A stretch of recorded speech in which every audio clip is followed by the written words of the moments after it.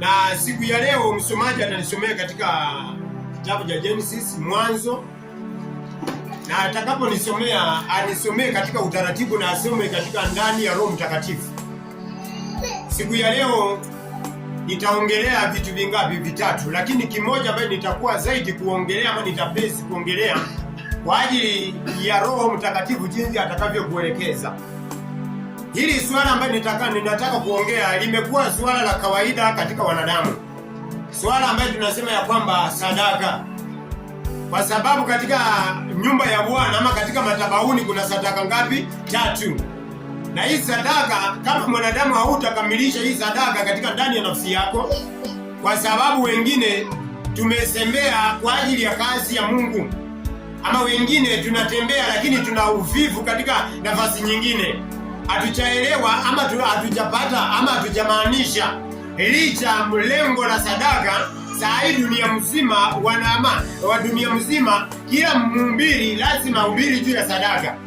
Lakini ninashukuru Bwana kwa ajili ya muda jinsi nilipompokea Yesu, na ni siku ya leo huu mwaka wa 2026 sijawahi kuwa ni miaka yote sijawahi ongelea sadaka katika kazi ya Mungu. Lakini namshukuru Bwana kwa ajili ya siku ya leo nitaongea juu ya sadaka, na itakuwa sadaka. Ninaomba Roho Mtakatifu atufafanulie maana ya sadaka, kwa sababu kuna sadaka ama kuna matoleo aina 3.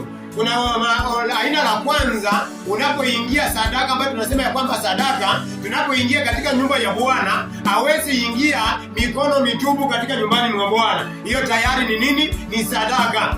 Na Mungu anakuja anaongea juu ya sadaka, akasema ya kwamba toeni mili yenu iwe dhabihu iliyo hai, ndiposa ibada yenu iwe ni nini? Ya kufanikiwa katika ndani ya maisha. Hiyo tayari pia ilikuwa ni sadaka, na hiyo sadaka ambayo ninatoa ni matoleo katika machoni pa Mungu. Mwanadamu unapotoa sadaka, unapoingia katika kanisa, kama wewe Jumapili hii ambayo tunaingia, ama hii Jumapili ya ngapi kwa mwezi wa 3, Jumapili ya 3, kama unaingia katika hema la Bwana lazima uwe na sadaka. Hiyo tayari sehemu la kwanza limekamilika. Na zaidi ya yote inapoongezea nasema ya kwamba mahali penye hazina yako ndiyo roho yako itaenda. Sasa sadaka ni kitu ya maana katika machoni pa Mungu. Sadaka ni kitu moja ambayo inakusaidia wewe, haisaidii pastor ama haisaidii kuhani, bali inakusaidia wewe pamoja na ibada yako na Mungu wako jinsi unavyomwabudu. Na wateule waseme amen. Amen. Sasa sadaka ya kwanza tunapoona ya kwamba matoleo ni aina 3. Kwa ya kwanza ni sadaka. Unapoingia katika nyumba ya Bwana lazima niwe na sadaka mkononi. Lazima niwe na sadaka mkononi. Watakaposema kwani atakaposema wakati wa sadaka una kitu ya kupeleka kwa madhabahu, na hiyo ni sadaka. Na mteule aseme amina. Amen. Jambo la pili, kuna kitu ambacho inaitwa fungu la 10. Fungu la 10 si ati linasaidia pastor. Fungu la 10 si ati linasaidia na ministry. Fungu la 10 inakusaidia wewe na mimi ninayosimama nikifanya kazi ya Mungu. Na kazi ya fungu la 10 ni hii. Maana ya fungu la 10 inakusaidia wewe ulinzi na watoto wako na jamii yako na mifuko yako na kazi ya mikono yako. Zaidi ya yote hata mahali penye unatembea, maana ya fungu la 10 unalindwa na Mungu. Ndiposa katika Malaki akasema leteni zaka iliyo kamili. Na fungu la 10 si ati wanakupombeleza ya kwamba alitoa oda kutoka kwa Mwenyezi Mungu.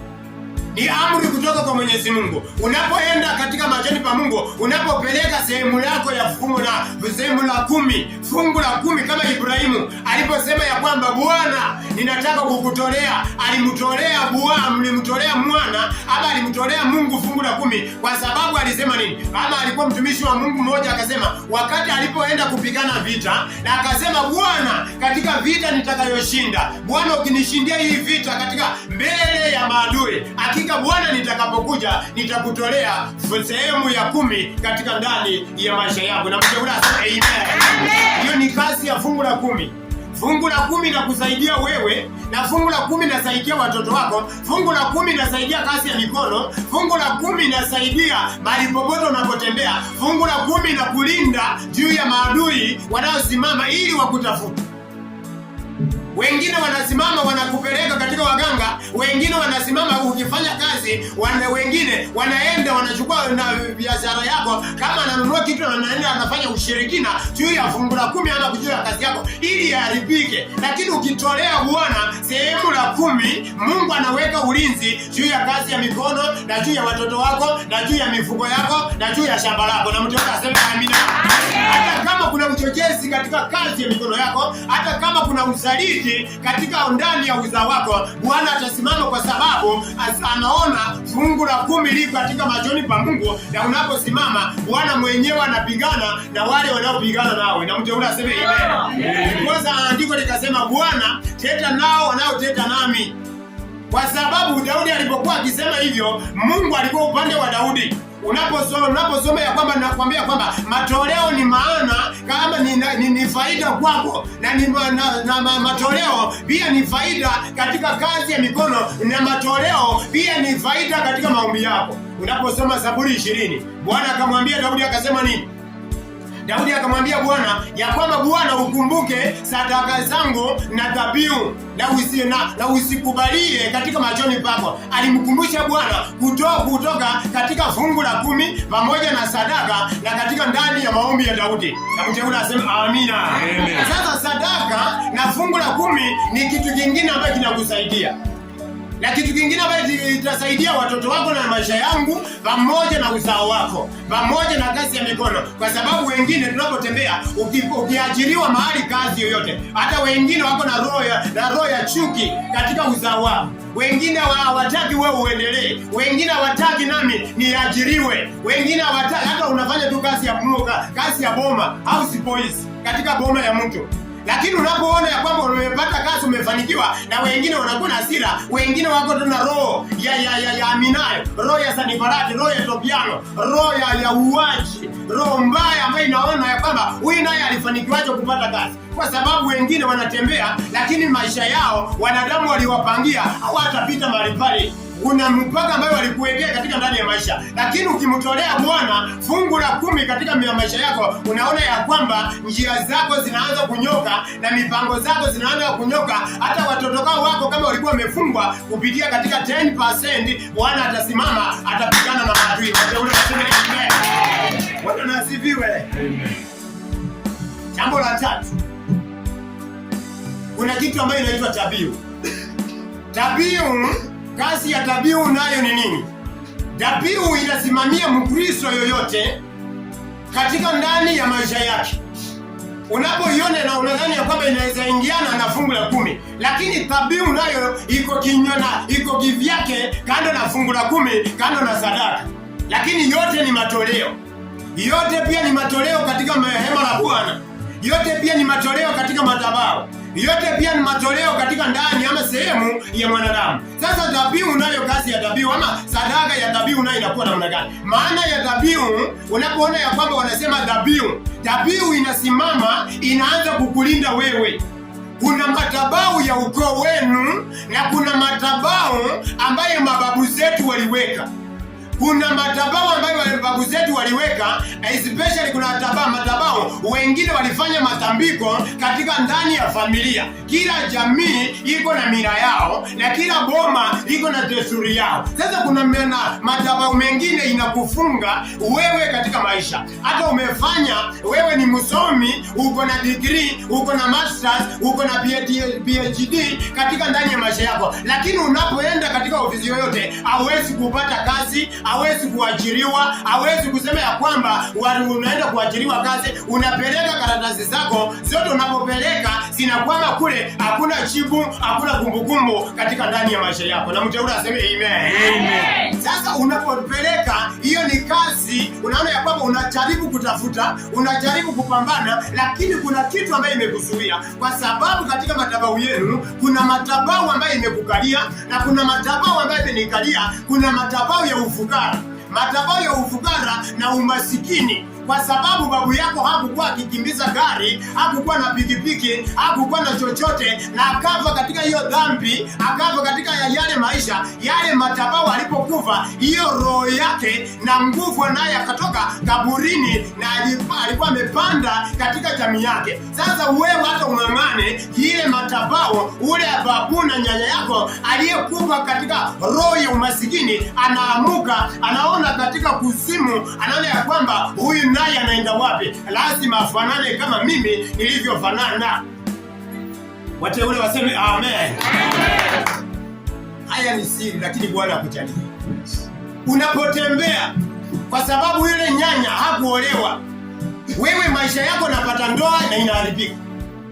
Wewe unang'ang'ana kuenda kuomba, unakimbia katika waganga, unakimbia katika wanawasali, unakimbia wasijua wafanye wakuombea ili ufanikiwe. Wanakuombea, lakini unapoombewa unafanikiwa. Lakini kuna kitu kingine, unakaa kwa muda fulani katika ile ndoa ama relationship, hujaelewa kitu katika ndani ya maisha. Kuna kitu ambayo inaitwa dhabihu, na kuna ile dhabihu, kuna madhabahu waliofanya katika madhabahu yenu. Sasa unapoona hivyo, maisha yake inang'ang'ana, maisha yako unang'ang'ana, lakini hakuna gari ya kungurumisha. Unapojaribu gari iwake, gari yake inazima. Kama inawaka, inafika mahali na inazima. Ni maisha jinsi unavyong'ang'ana. Wewe umesomesha watoto, ni Yesu sijakataa. Umeuza shamba yako, umepeleka watoto shule, lakini unapopeleka, kama ni kijana anaenda kule anapotelea katika mambo ya dunia. Na kama atapotelea katika mambo ya dunia, utang'ang'ana katika hiyo nafasi ili huyu mtoto amfanikiwe, amalize. Lakini atakapokuja watasema kwamba amemaliza, lakini kazi hakuna kuajiriwa. Naye anakuja anafunga njia ya ule kijana ama mtoto. Hiyo ni madhabahu. Sasa yale madhabahu haihitaji maombi ya kufunga, haihitaji kukesha, haihitaji kunena katika ndimi. Hiyo inahitaji kitu ambacho inaitwa dhabihu. Na maana ya dhabihu, kazi ya dhabihu ni sadaka, pia ni sehemu ya sadaka. Lakini maana ya dhabihu, unatoa kitu ambayo unaona hii ni karama, ama hii ndio itanilinda, hii ndio tegemeo katika maisha yangu, na unatoa. Kwa mfano, Ibrahimu alimtolea Bwana mtoto wake, alikuwa mmoja wa pekee ama mmoja peke yake, na akasema wacha nimtolee Bwana. Unamteua, aseme amen. Hiyo ni njia moja ya kununua dhabihu. Hiyo pia ni dhabihu katika ndani ya maisha yako. Hiyo sasa si fungu la 10, hiyo si sadaka, hiyo ni dhabihu. Na maana ya dhabihu, inapambana na maadui wanaopigana nao. Kazi ya maadui hiyo, mila ya kwenu, kama kuna mtu mwenye hakusoma lakini wewe umesoma, mtoto wako amesoma, unamtolea dhabihu katika madhabahu. Na unapomtolea, unatoa kitu ambayo unaona ya kwamba hakika hii ndio mama yangu, hakika hii ndio tegemeo, hakika hii ndio kijana wangu wa kwanza, ama huyu ndio possible, na unamtolea Bwana kitu cha uchungu katika ndani ya moyo wako. Maana ya dhabihu. Kama unaona uko na kamombe kamoja, unaangalia mbele, hakuna, unaangalia nyuma, hiyo ndio unatoa. Mwana wa pekee kama Ibrahimu alipotoa, baba wa imani, ndio namtolea Bwana. Useme, Bwana, katika haya yote nimeyaleta kwako, ukapate kunisamea. Tazama Bwana, ukakubali sadaka yangu. Na mteule asema amina. Bwana asifiwe. Na silonga, kila madhabahu yanaongea. Kila madhabahu inaongea. Kwa sababu babu zetu waliokutangulia walitoa tambiko, na walipotoa dhabihu, wakatoa dhabihu, wakainua katika madhabahu yao. Kama madhabahu ya ukoo wenu, wengine waliotangulia mbele wakasema, nasi tutakuwa tunaishi katika mambo ya kupiga ramli, na wakainua ile maroho ya kupiga ramli. Sasa unapotembea mahali popote, hata kama umeenda Uingereza, hiyo roho ya kupiga ramli itakufuata kule, na itakapokufuata itaharibu kazi yako, itaharibu kazi ya mikono, itaharibu ofisi yako, na unakuja unarudi nyuma, unaenda kukaa katika chini ya kupiga ramli katika ndani ya maisha yako.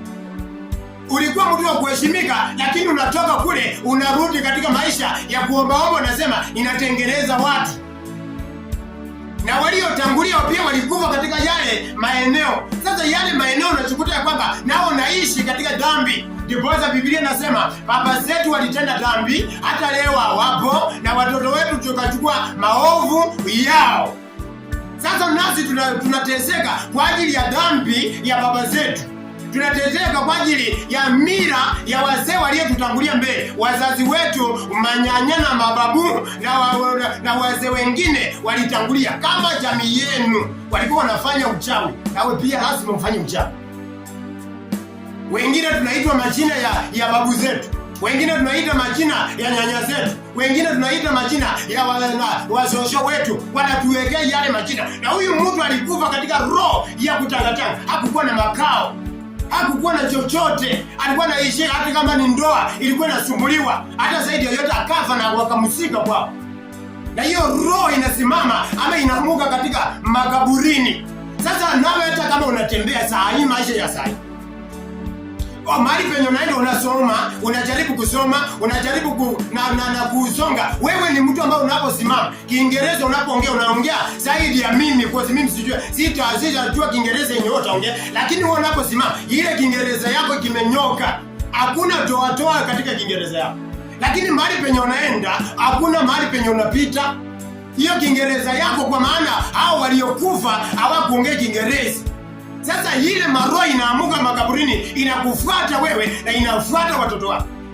Na kama inafuata watoto wako na unachukua ya kwamba unaishi yale maisha, hiyo ni roho chafu. Na hiyo ndiyo inatoa hiyo nguvu, unatoa sadaka, inaitwa dhabihu. Maana ya dhabihu, unatoa kitu ambayo unategemea katika ndani, yaani unatoa kitu cha uchungu katika ndani ya moyo wako. Unatoa unatoa kitu ambayo unaona tu ya kwamba hii sasa. Wengine wanasema hii ng'ombe ndiyo itanisaidia katika magonjwa, hii ndiyo itanisaidia katika shida. Sasa wanajiwekea hiyo, wanajifariji katika hiyo ng'ombe, wanajifariji. Wanasema hii ng'ombe ndiyo baba, hii ndiyo mama, nilinunua kwa mganda, hiyo ndiyo anaangalia. Sasa hiyo ndiyo dhabihu unatoa katika madhabahu, katika mbele ya Mungu. Bwana na asifiwe. Amen. Hiyo ndiyo kazi ya dhabihu. Jambo lingine, kwa sababu hata hao wanasiasa mnaowaona hao, wao wanatoa dhabihu, na wanapotoa sina budi kusema, kwa sababu hao wanatoa katika madhabahu, ama wanatoa dhabihu juu ya madhabahu ya waganga. Wengi wao hawamjui Mungu, lakini wanatoa dhabihu yao katika madhabahu ya waganga. Na as long as nimekwambia kila madhabahu inaongea, bora utoe sadaka ama utoe dhabihu juu ya yale madhabahu. Kila madhabahu inaongea. Ndiposa unapoona sasa watu wengi wa Kristo wa sasa hawashindi vita, hawashindi wakanga, kwa sababu ya nini? Huwa ni wafifu kwa kumtolea Mungu ama kuinua dhabihu katika madhabahu ambao unaabudu. Sasa kama mganga anakimbia, mwanadamu anakimbia, anasema waje nimtolee huyu mtu shilingi 1,100 ili aangamie. Nawe kama uko katika sehemu la Mungu ama uko katika madhabahu, nawe inafaa utoe zaidi kuliko yule ambaye ametoa katika nguvu za madhabahu, kama ametoa sadaka katika madhabahu ya giza. Kama unaposimama unatoa, na Mungu anasimama, anamshinda katika utukufu wa Bwana. Na mtu anasema hii haitaji tunaenda kufunga sana baba. Hiyo ni tofauti, kwa sababu nimekwambia maana ya dhabihu, unatoa kitu ambacho kinatoka ndani ya moyo, kinakuumiza. Si tunaleta balance ya sukari, si tunaleta kitu yenye unaona ya kwamba sasa haka kang'ombe ndio kanaanguka na nikilaima ndio naleta kwa madhabahu. Wewe haujaelewa kitu ambacho unafanya. Toa kitu mnono. Bwana nasifiwe. Unapotoa Bwana anasema nini? Katika Mwanzo 4. Bwana anasema nini? Bwana akutendee ishara. Bwana Habili pamoja na Kaini walienda machoni pa Mungu kumtolea Bwana sadaka. Waliposimama kwa kutoa sadaka, nini hapa ilifuata? Soma katika uwezo wa Bwana. Mwanzo 4 kuanzia penyewe. Mwanzo 4 kuanzia penyewe nasema, Adamu akamjua Hawa mkewe. Yes. Naye akapata mimba. Yes. Akamzaa Kaini. Yes. Akasema, nimepata mtoto mwanamume kwa Bwana. Amen. Amepata mtoto mwanamume kwa Bwana. Pili, akaongeza kumzaa ndugu yake. Akamuongezea kuzaa pia ndugu yake pia. Habili alikuwa mchunga kondoo. Yes. Na Kaini alikuwa mkulima ardhi. Yes. Ikawa hatimaye Kaini akaleta mazao ya ardhi. Katika kazi ya mikono aliyokuwa anafanya, akatoa mahali pale vitu ama sadaka ama vitu vile ambaye ilitoa, akatoa sehemu moja wakapeleka katika madhabahu. Bwana na asifiwe. Na walipopeleka katika madhabahu, akumbe walikuwa wote wanapeleka. Bwana anasema nini? Sadaka kwa Bwana. 4. Habili naye akaleta wazao wa kwanza wa wanyama wake na sehemu zilizo nono za wanyama. Yes. Bwana akamtakabali Habili na sadaka yake. 5. Bali Kaini hakumtakabali wala sadaka yake. Mungu akubariki. Bwana asifiwe. Amen. Hawa watu wawili tunaona ya kwamba kila mmoja alikuwa, na Kaini alikuwa mkulima. Yeye anakuwa mkulima, kazi yake alikuwa anamiliki shamba. Na alikuwa tajiri sana katika mambo ya maisha yake. Na huyu naye alikuwa mtu mfugaji, anafuga tu. Lakini Biblia inasema wakati walipoenda kutoa sadaka ama dhabihu, wanapeleka dhabihu katika mbele ya Mungu. Kama wewe unaposema hiki ninaipeleka kwa madhabahu. Na hao wawili walikuwa ni mama mmoja baba mmoja. Lakini walipoenda na Habili akasema mimi waje niangalie ng'ombe walionona nimpelekee Mungu wangu aliyenibariki. Naye alipopeleka katika madhabahu, yeye pia na ndugu yake pia Kaini akasema nami wacha pia nami niende mbele za Mungu nipeleke mazao yangu wale dhabihu. Naye akatoa katika sehemu yake, katika na shamba lake akatoa sehemu moja ama sehemu fulani ili ampelekee pia Mungu, na huyo Habili pia akatoa ili ampelekee pia Mungu. Lakini walipofika mbele ya Bwana, Biblia inasema ya kwamba Habili akakubaliwa machoni pa Mungu, lakini Kaini naye akakataliwa katika machoni pa Mungu. Bwana asifiwe. Mungu akakubali sadaka ya mmoja na mwingine sadaka yake ikafanya nini? Ikakataliwa. Kwa sababu unaposoma unateremka, Biblia inasema kwa sababu mmoja alikuwa anainua vitu ambavyo vilivyo vya maana vya dhamana machoni pa Mungu. Lakini huyu aliangalia vitu. Kama ni kabeji, anaangalia hii kabeji ambayo haina afya sana, haina maji. Bwana asifiwe. Kama ni huyu naye aliyepoenda akasema ile ng'ombe ambaye ninayeangalia ndio ndume juu ya ndume zote, na akatoa sehemu ya hiyo ndume na zingine akazipeleka madhabahu. Bwana maandiko yanasema ya kwamba huyu akakubaliwa na sadaka yake, lakini mmoja akakataliwa. Ninataka kukwambia nini? Ukimtolea Bwana katika vitu vya thamani, kuna sehemu ambayo Mungu atapambana na maadui ambayo wewe hauwezi kupambana. Ukimtolea Bwana katika ndani ya maisha yangu 100%, Bwana atasimama, ataniokoa juu ya maadui wangu. Hata kama watainuka kinyume juu ya maisha yangu, hata kama watainuka kinyume juu ya ndoa yangu ama uzao, chochote nilicho nacho, Bwana atasimama, atakufuta. Na mtaona asema amen. Amen. Bwana asifiwe. Amen. Kuna mtumishi mwingine alikuwa anaitwa Elikana. Elikana pia mzazi wake alikuwa anakaramika. Elikana alipokuwa anaona, alikuwa anaenda mbele za Bwana, anamtolea na Mungu, anamtolea Mungu dhabihu, kwa sababu alikuwa na wanawake wangapi? Wawili. Lakini alipokuwa anaenda anatolea Mungu dhabihu ili Bwana amkumbuke katika ndani ya uzao wake. Na Mungu alipoendelea akambariki mtumishi wake, na akamzaa mtoto mmoja ambaye mpaka leo historia iliandikwa anaitwa Samueli. Yes. Na huyo mtoto ni mtoto ambaye tunaona ya kwamba alikuwa mtoto wa kubarikiwa kwa sababu ya kutoa, kwa sababu ya kuinua dhabihu. Dhabihu inaongea wapendwa. Kwa dhabihu inakushikia bomu. Dhabihu inakupigania katika ndani ya uzao wako. Dhabihu inakupigania katika jamii uliyozaliwamo. Hata kama kuna ufukara, Bwana atasimama pamoja nawe. Mtasema amina. Dhabihu, kasi ya dhabihu ni kitu kingine. Hiyo ndio kinga katika mtakatifu. Lakini ukijua kuomba, unanena kwa ndimi lakini hujui kutoa, wewe ni kazi bure. Wengine tunapeleka balance ya sukari kwa Mungu. Balance yenye tunaona ya kwamba hii haina faida, lakini tunaipeleka katika madhabahu. Ndipo unaona watakatifu wa sai, Wakristo wa sai wanapoendea katika waganga, mganga anaposema kitu na inamwandaa.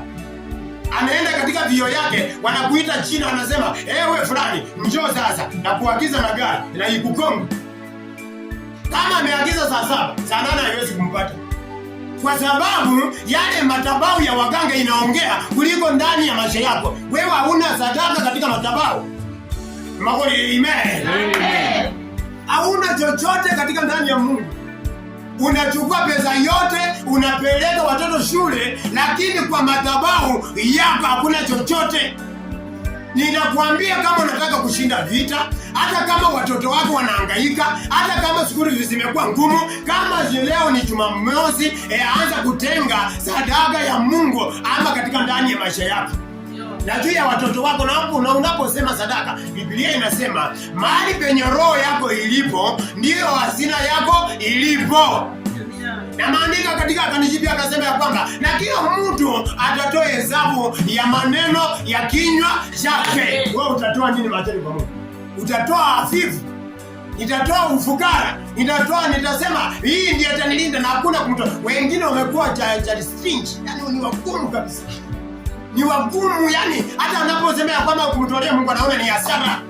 Lakini anataka atolee hospitali, anataka atolee katika waganga, anataka atolee wazali, lakini hatukuna kutoa katika madhabahu. Na Mungu anasema hivi, lazima hapo utameza mate machungu katika tatizo. Hii ndio uchungu ndio unaona. Sasa hii ndio injili ambayo Yesu Kristo alituambia. Lazima injili itahubiriwa katika mataifa yote. Na mtu anasema amina. Amen. Acha kuwapombeleza kuwapaka mafuta ya ng'ombe. Tupe msime na kuishi hapo, lakini hujaoka. Wewe hakuna kubarikiwa. Lakini ukijitakasa katika mbele ya Mungu, kuna kitu ambacho itapambana. Daudi aliposema ya kwamba wana unikumbuke pamoja na sadaka yangu, aliona kwa sababu alijua madhabahu yake itaongea. Kwa sababu wengine hawajui kanisa, hawajui kumtolea Mungu kwa kanisa, lakini wanajua kutoa katika waganga ili uangamie vita. Ili uangamie Samueli. Kwa ajili ya ndoa yako usifanikiwe na yale madhabahu ya utopia. Unapotoa Mungu, unapomtolea Bwana, unapotoa dhabihu, unasema hii dhabihu ninatoa kwa ajili ya maisha yangu. Kwa sababu katika madhabahu, na hiyo dhabihu unapopeleka, si tunapeleka kama fungu la 10, si tunapeleka kama sadaka. Hiyo unapeleka kama dhabihu, unataka Mungu akufungue katika minyororo. Na zaidi ya yote atamwambia kuhani nataka hii inamiliki na makuhani. Yaani maana ya kuhani yule ambaye anachunga kanisa la Bwana, ambaye ni kiongozi, ambaye unaona ya kwamba huyu ni kiongozi na unapeleka katika miguu yake. Kwa sababu Biblia inasema jamii iliyokuwa ikipendana walikuwa wakifanya vitu ushirika. Kama kuna jambo wanapeleka chini ya mitume. Na mtume wakati ule alikuwa Petro. Na wanapoenda Petro alikuwa na jeshi lake. Wanaweka mikono, wanasema Bwana tenda ishara. Na mteule anasema amen. Ndani ya mitume Biblia inasema juu ya Petro Mungu alifanya miujiza kuliko wanadamu wote.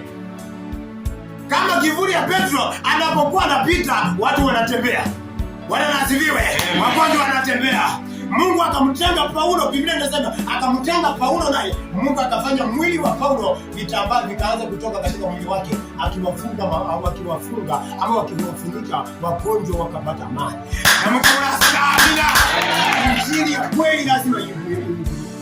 Wacha kusema tulete yote, hapana, sio roho yote. Unapotoa tukuwa na sababu na kiini.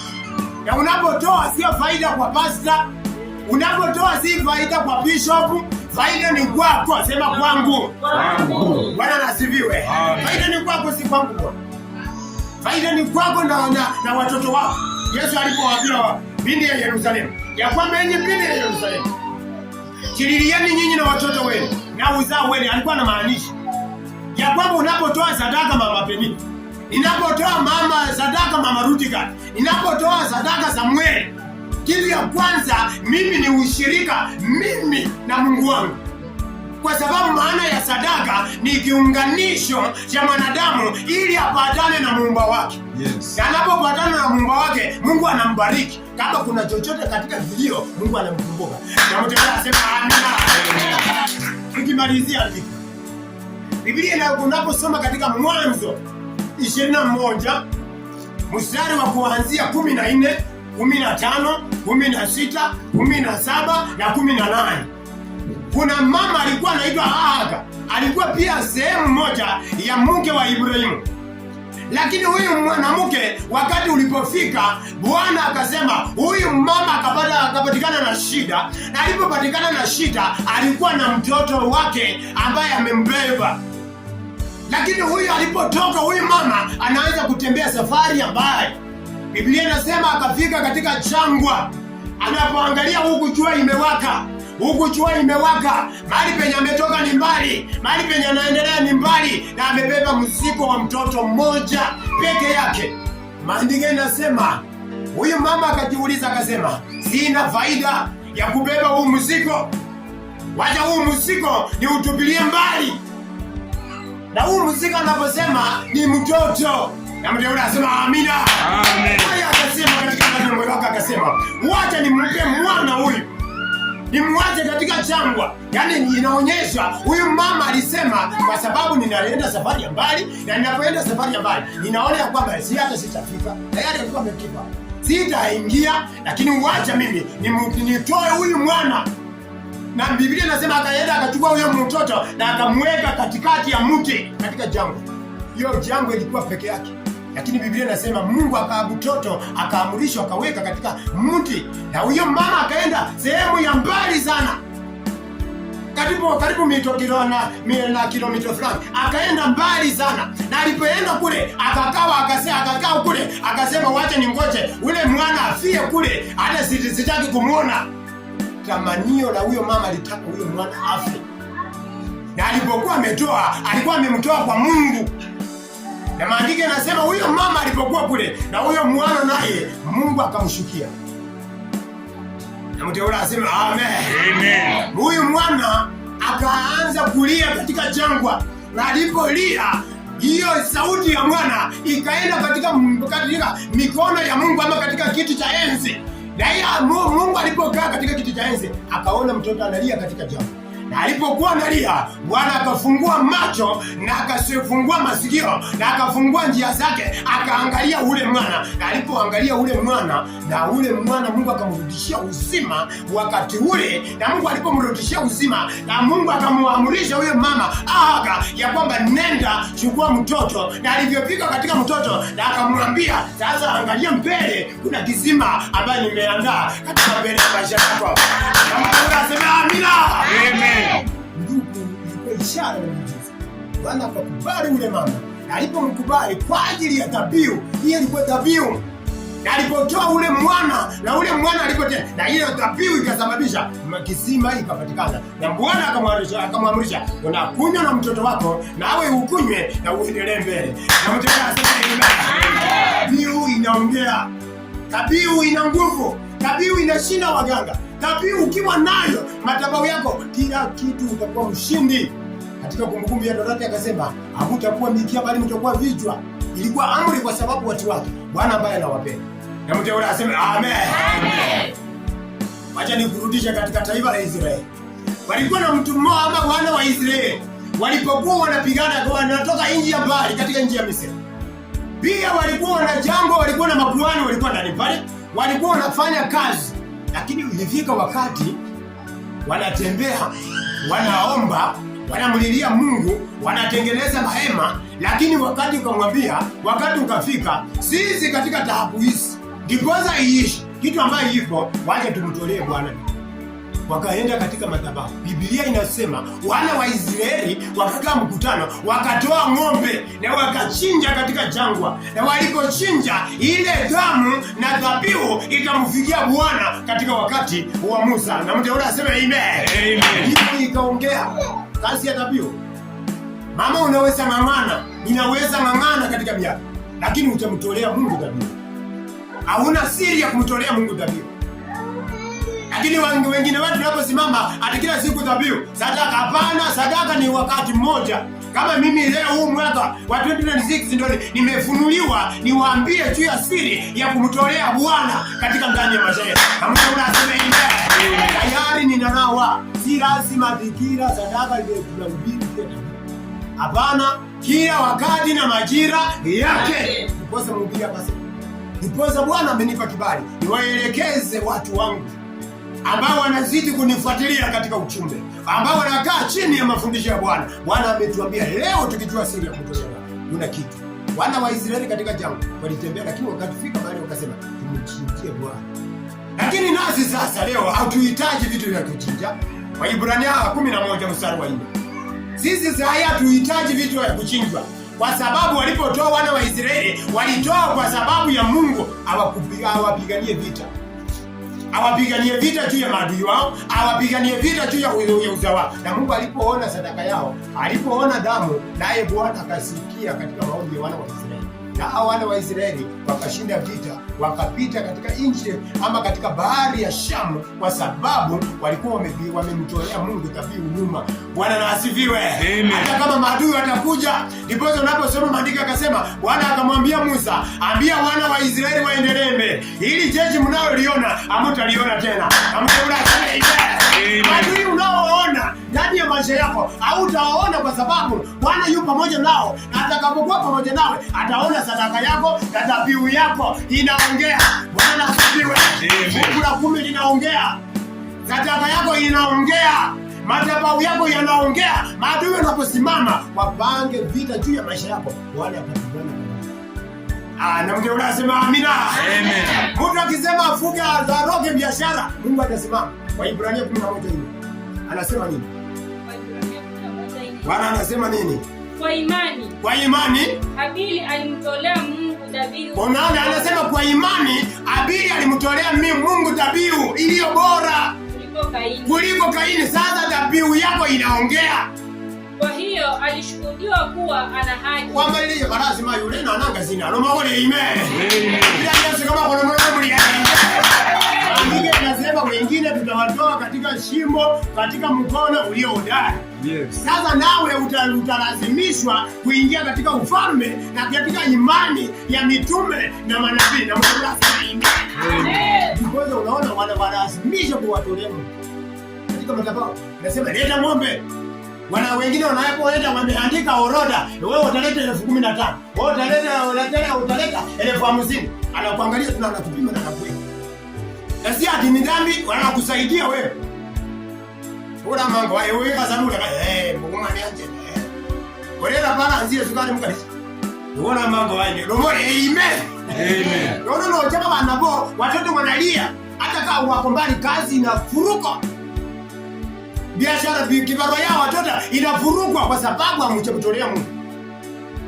Na mwanangu asema kutoa unadhani pesa ndiye anakula. Wewe ni faida kwako si kwangu. Sasa kumtolea Bwana ni amri.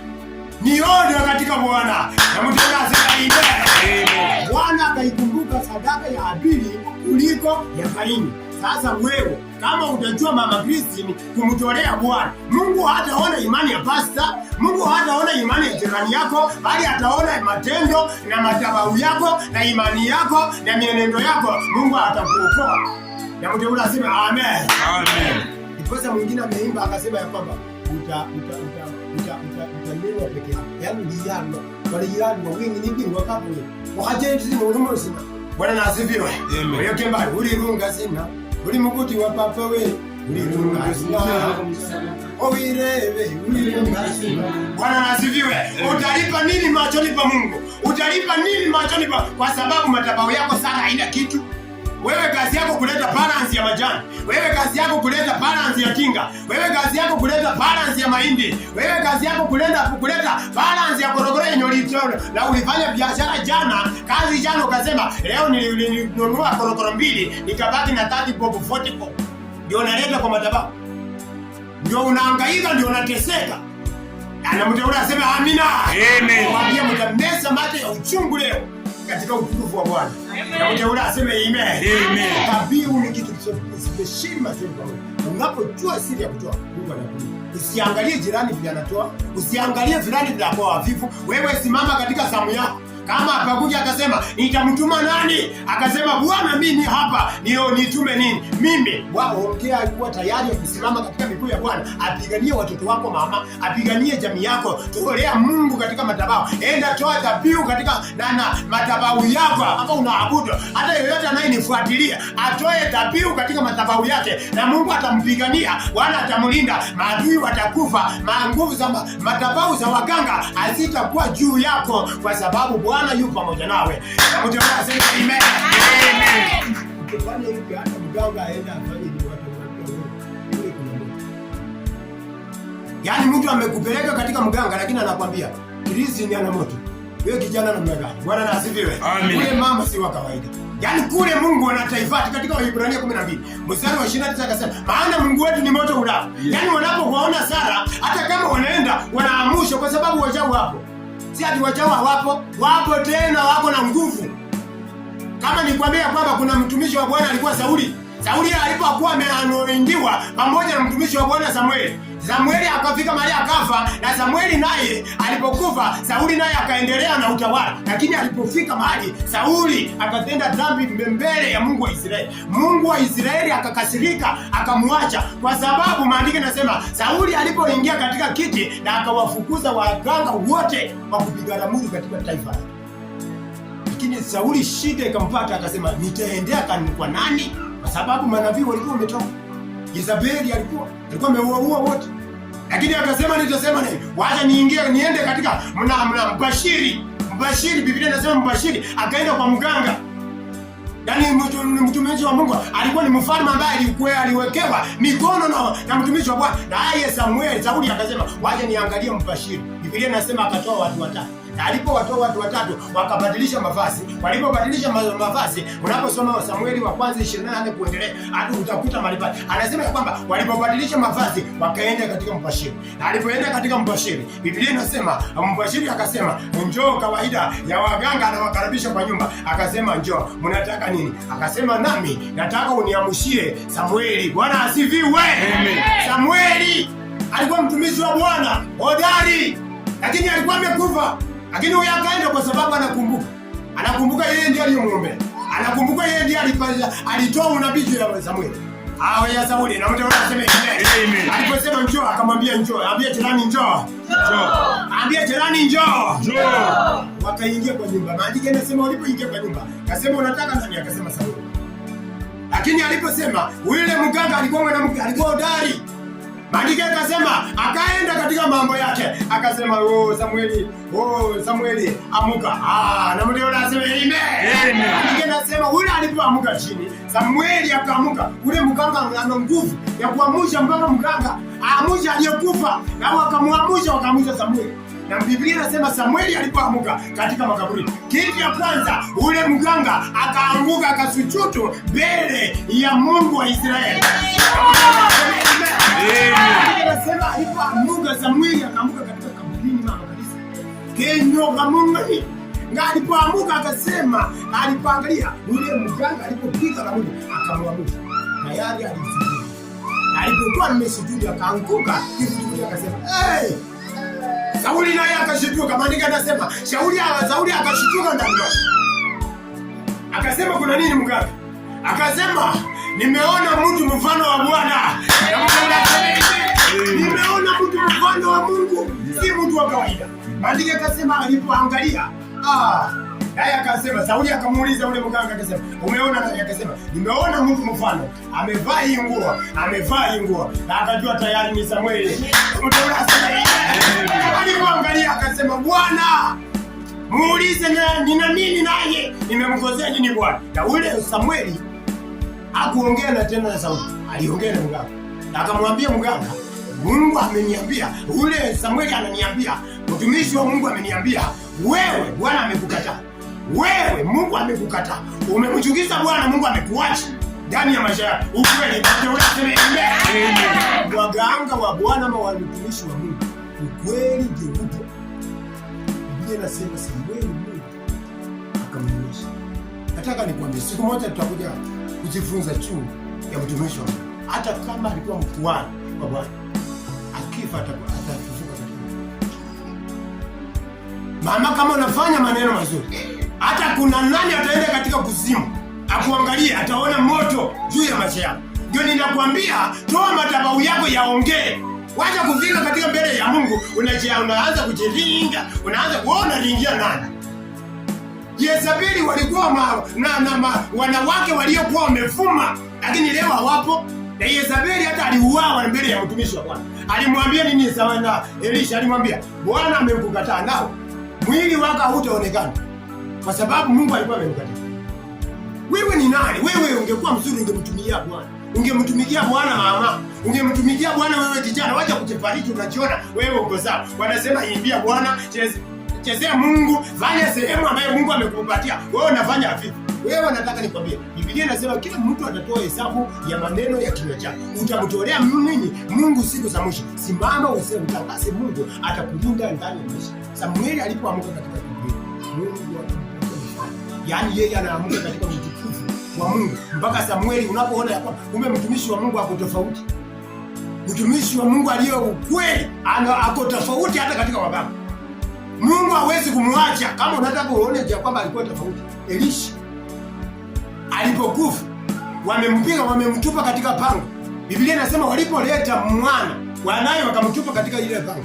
Ule mwana alipoangukia na mzoka wa ule nani na mtumishi wa Mungu Elisha, ule mwana akafufuka. Hiyo ni utukufu ya Mungu ndani ya watumishi wa Bwana. Huo ni utukufu katika ndani ya maisha yao. Mtumishi wa Mungu anapolala, yeye kuna utukufu. Hata anapokaa mahali popote anatembea, yeye ni moto. Bwana asifiwe. Kuna kitu ambaye kuna wingu linamzunguka. Kuna wingu linamzunguka. Hata unapopeleka kitu, hata kama unaenda kupanga kinyume juu ya maisha yako, Mungu atamlinda. Na mtu yule anasema amen. Amen. Ngoja ujue ya kwamba ana utukufu. Kuna wacha nikwambie. Alikuwa ya kwamba wakati wa Naamani alipoenda mbele za Mungu. Ama ule mfalme alipoenda katika mbele, Naamani alipoenda katika nyumba ya mfalme. Mfalme enda anguka katika Yordani mara ngapi?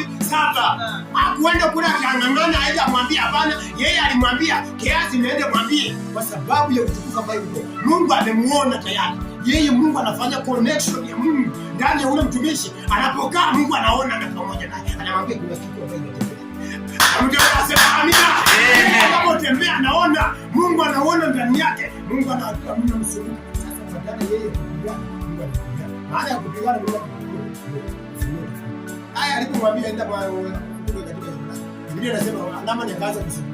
Mungu akamtendea. Alipofuata maneno ya mtumishi wa Mungu, Mungu akamtendea naye akapona. Mteule asema amen.